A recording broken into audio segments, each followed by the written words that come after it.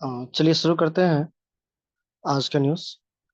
Sunday को special news रहता है जनरली आपका साइंस पेपर्स। तो शुरू करते हैं आज का न्यूज़। देखिए, तो क्या है, डियाडो unveils country's indigenous light tank Zorawar. तो अब क्या है कि नया लाइट टैंक एक बनाया गया है वॉरफेयर के लिए। तो इस टैंक का नाम याद रखना है, जोरावर। इसके बारे में थोड़ा सा देखते हैं। तो ये इंडिजिनियस है, इंडिया की तरफ बनाया गया है। इसका नाम है लाइट टैंक जोरावर, मतलब कम वेट का टैंक है। अब देखिए, अब इसकी क्या क्या याद रखना है, किस चीज के लिए इसको यूज किया जाएगा। तो हाई एल्टीट्यूड माउंटेन रीजन्स, जो ऊंचाई वाले एरिया है ना, वहां पे इसका यूज किया जाएगा। अब एक चीज देखिए, किसके लिए खास करके बनाया जाएगा। तो चाइना से अगर कभी वॉर होगा ना, तो वहां पे हाई एल्टीट्यूड पे इसकी जरूरत पड़े। इसकी मैक्सिमम वेट कितनी है, 25 टन। और ये क्या है, तो लाइट वेट एंड एम्फीबियस है। एम्फीबियस मतलब ये धरती पे भी लड़ सकता है, और जरूरत पड़े तो पानी में भी जाके लड़ सकता है। ये टैंक दोनों जगह काम करेगा। अब इसमें इंजन किस चीज का लगाया गया, तो देखिए, क्यूमिंस इंजन का यूज किया गया। ये कहाँ की कंपनी है, ये आपका जर्मनी की कंपनी है। ठीक है, उसी के इंजन इसमें लगाए जा रहे हैं। इसको बनाया किसने है, तो DRDO और LNT कंपनी है। ये दोनों मिलकर, ये जो क्यूमिंस इंजन है ना, ये जनरली हैवी ट्रक्स में यूज किया जाता है, लगेज कैरियर के लिए। चलिए, अब आगे देखिए, कहता है ए पार्ट ऑफ डेवलपमेंट ट्रायल्स। अब इसको 6 महीने के लिए ट्रायल में भेजा जाएगा।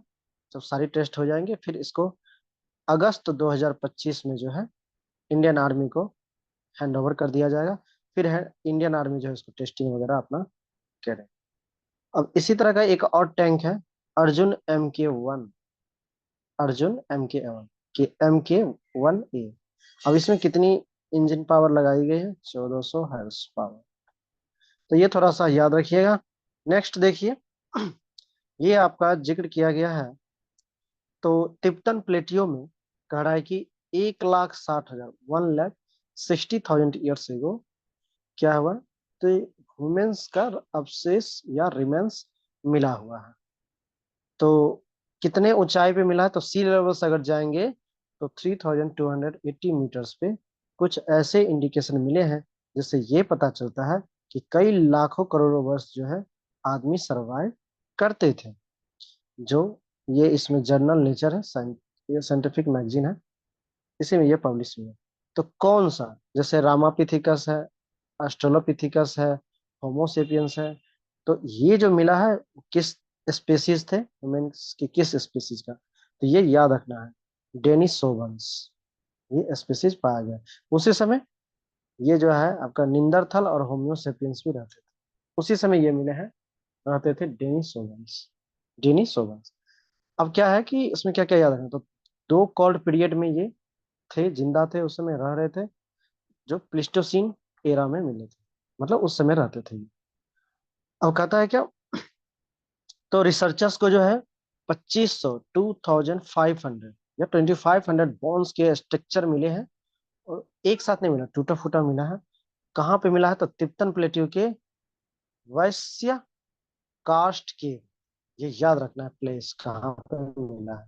तो यहाँ पे बोन स्ट्रक्चर मिले हैं, और इससे ये पता लग रहा है कि ये 2 लाख से 40,000 ईयर्स एगो के बीच ये लोग सरवाइव कर रहे हैं। नेक्स्ट देखिए, एक वैक्सीन का यूज किया गया, हेपेटाइटिस ए। एक हेपेटाइटिस बी होती है, वो भी होता है आपका लीवर कैंसर के लिए। और ये जो है हेपेटाइटिस ए, ये भी लीवर कैंसर के लिए ही डिजीज होता है। तो इसके अगेंस्ट में जो वैक्सीन बना है, उसका नाम है हेपेटाइटिस ए। इसको थोड़ा सा समझिए, ये क्या है, तो preventing hepatitis A. Hepatitis A की जो बीमारी है उसे ये रोकता है। ये बीमारी किस चीज के लिए है, तो इस बीमारी के द्वारा जो है लीवर आपका डैमेज हो जाता है। ठीक है, और ये कहाँ पे ज्यादा फैल रही है अभी, तो ये आपको जो है यहाँ देखिए, केरला में, केरला में जो है बहुत तेजी से ये बीमारी फैल रहा है। अब हेपेटाइटिस ए वैक्सीन है क्या, इनएक्टिवेटेड किल्ड वायरस वैक्सीन। अब ये देखिए, याद रखिए, एक होता है लाइव लाइव एटेन्यूएटेड या लाइव एक्टिवेटेड। मतलब एक वैक्सीन बनती है जिसमें वायरस के पार्ट्स आते हैं और वो लाइव होता है, जिंदा होता है। ये क्या है, इनएक्टिवेटेड, मतलब वायरस को मार के फिर वैक्सीन बनाया। अब इसका ट्रांसमिशन कैसे होता है? तो फीकल रूट। फीकल रूट क्या हुआ?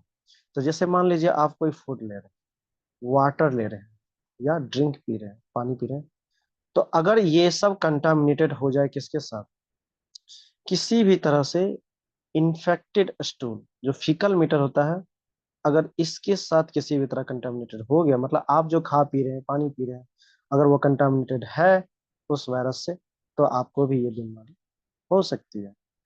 अब इसके सिम्टम्स क्या है? तो हर आदमी में अलग अलग इसका सिम्टम्स है। जनरली जो सिम्टम्स है, fever, fatigue, loss of appetite, nausea, ये सब जितने हैं सिम्टम्स हैं। जॉन्डिस भी हो सकती है। ठीक है। अब है सिविरिटी क्या है? तो जनरली लोग जो है 2 से 3 महीने में रिकवर हो जाते हैं, लेकिन ज्यादा अगर इलनेस है तो फिर लिवर खराब हो सकती है। अब देखिए डोज क्या है इस वैक्सीन का। तो जो चिल्ड्रेन है 12 से 23 मंथ का, मतलब अप्रोक्स 2 साल के बच्चे हैं, तो एक वैक्सीन, दो पूरी मिला के 2 डोज लेनी। तो एक डोज जब दे दिए, उसके बाद पहला पहला मान चलिए पहला साल दे दिया उस बच्चे को, तो दूसरा साल जब उसका बर्थडे आने वाला है तो उससे पहले दूसरा डोज भी लग जाना चाहिए। जो बड़े बच्चे हैं थोड़े, आफ्टर 23 मंथ्स, तो वो कभी भी वैक्सीन ले सकते हैं। और एडल्ट जो है वो भी ले सकते हैं। चलिए अब आगे देखिए, सेक्सुअल ट्रांसमिशन। क्या सेक्सुअली कॉन्टेक्ट, मतलब क्या ये सेक्सुअली ट्रांसमिशन होता है? तो यस, हेपेटाइटिस ए जो है सेक्सुअली ट्रांसमिशन भी होता है। चलिए, लेकिन हाँ याद रखिएगा, not a primary sexual transmission. मतलब प्राइमरी जो ट्रांसमिशन है वो क्या है? कंटामिनेटेड फूड, वाटर, ये है। ये याद रखिए। नेक्स्ट न्यूज देखिए। एक एग्रोजेल बनाया गया है, सॉरी एरोजेल। ये एरोजेल किससे बनाया गया ये याद रखिए।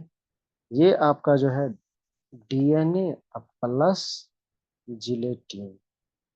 इस एरोजेल का काम क्या है?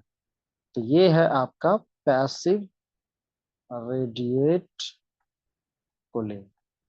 जैसे आप सुनते होंगे फ्रिज, कूलर, सॉरी फ्रिज हो गया, ये आपका एसी हो गया, तो ये क्या है, पहले एनर्जी ज्यादा कंज्यूम करते थे, और क्लोरोफ्लोरोकार्बन जो है CFC, ये भी ज्यादा रिलीज होती थी।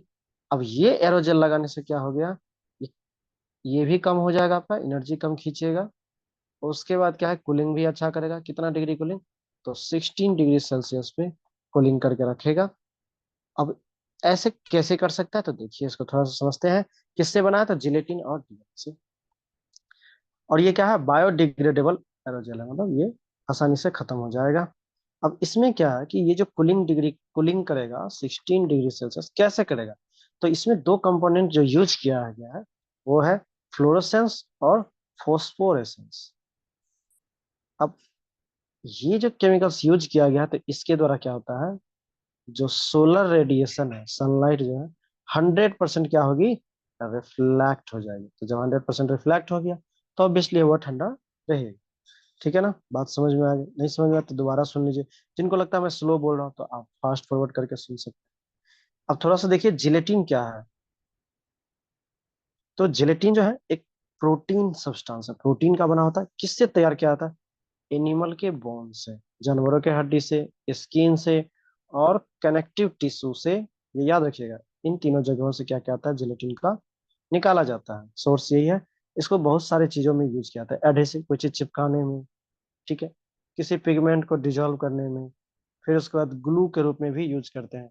जैसे गिटार हो गया, सितार हो गया, वायलिन हो गया, इन लोग को चिपकाने में इसका ग्लू का काम किया जाता है। ये ग्लू कहाँ से बनता है? जिलेटिन से। चलिए नेक्स्ट देखिए। अच्छा शायद यहीं तक था। अब आगे देखिए, आप जल्दी से देखते हैं MCQs। चलिए, पहला क्वेश्चन देखिए। What is the primary purpose of indigenous light tank Zorawar? तो ये जो आपका है, हाँ, प्राइमरी पर्पस क्या है? तो ऊंचाई और हाई एल्टीट्यूड पे तो क्या होगा, माउंटेन वारफेयर के लिए। दूसरा है क्या, जोरावर टैंक को किसने बनाया है? तो मैंने बताया अभी जस्ट, डीआरडीओ और एलएनटी में। तीसरा क्वेश्चन देखिए, मैक्सिमम वेट क्या है जोरावर टैंक का? 25 टन्स।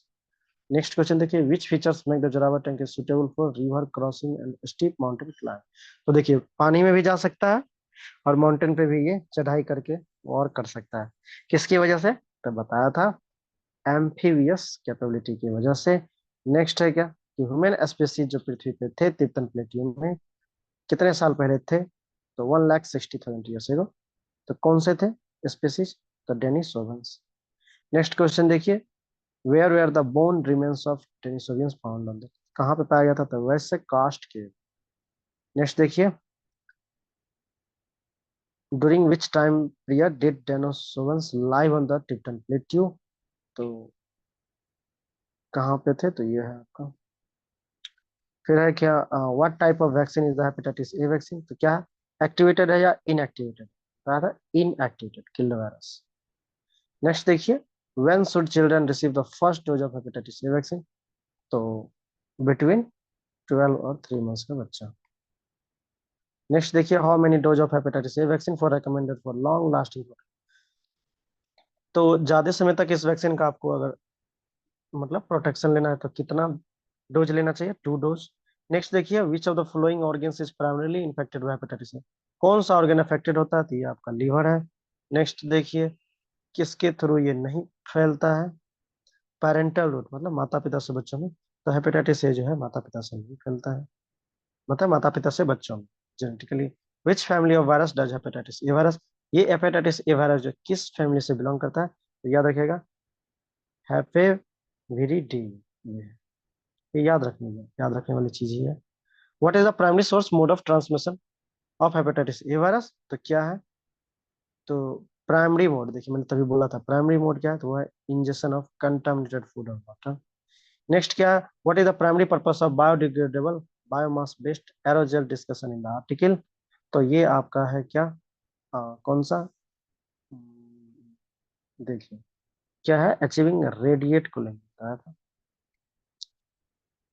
नेक्स्ट देखिए, how does the aerogel achieve an average visible light reflectance? Solar light को कैसे रिफ्लेक्ट करता है? तो बताया था फ्लोरोसेंस और फॉस्फोरेसेंस के यूज करने से। नेक्स्ट देखिए, what is the maximum cooling effect achieve by the aerogel under? कितना कूलिंग कर सकता है? तो 16 डिग्री सेल्सियस एरोजेल के द्वारा।